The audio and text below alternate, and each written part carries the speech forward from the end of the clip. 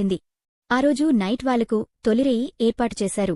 ఆ రాత్రి గదిలో సరిత కూర్చుని ఎదురుచూసింది. నిదానంగా తలవంచి ఆశతో ఎదురుచూస్తూ భర్తకు నచ్చేలా తనను తాను తీర్చిదిద్దుకుంది. గదిలోకి ప్రవేశించిన రవి ఆమెకు దగ్గర కాకుండా ఒక మూలన కూర్చున్నాడు. మద్యం వాసన అతని శరీరమంతా వ్యాపించి ఉంది. సరిత ఆశ్చర్యంగా చూసింది. ఏం మాట్లాడాలో కూడా తెలియని సరితకు లైఫ్లో కన్న కలలన్నీ ఆవిరైనట్టనిపించింది. ఏంటండి ఇది? మొదటి రాత్రి అంటే ఎంతో సంతోషంగా గడపాల్సిన రోజు. మీరు ఇలా ఉన్నారేంటి అని అడిగింది. నీవు నన్ను అడిగే హక్కులేదు.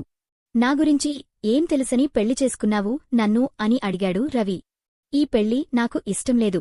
నా మనసులో వేరే అమ్మాయి ఉంది. ఆమె పేరు రాణి అని అతను చెప్పిన ఆ మాటలు ఆమె జీవితాన్ని రెండు ముక్కలు చేసేశాయి. ఆ ఒక్క క్షణం ఆమె ఎదురుచూసిన ఆశలు ఆకాశంలో పగిలిన కలలులా చిగురించాయి. మీరు ఆమెను ప్రేమించారా అని అడిగింది. ఇప్పటికీ చేస్తున్నాను. నీతో ఇష్టం లేకుండా పెళ్లి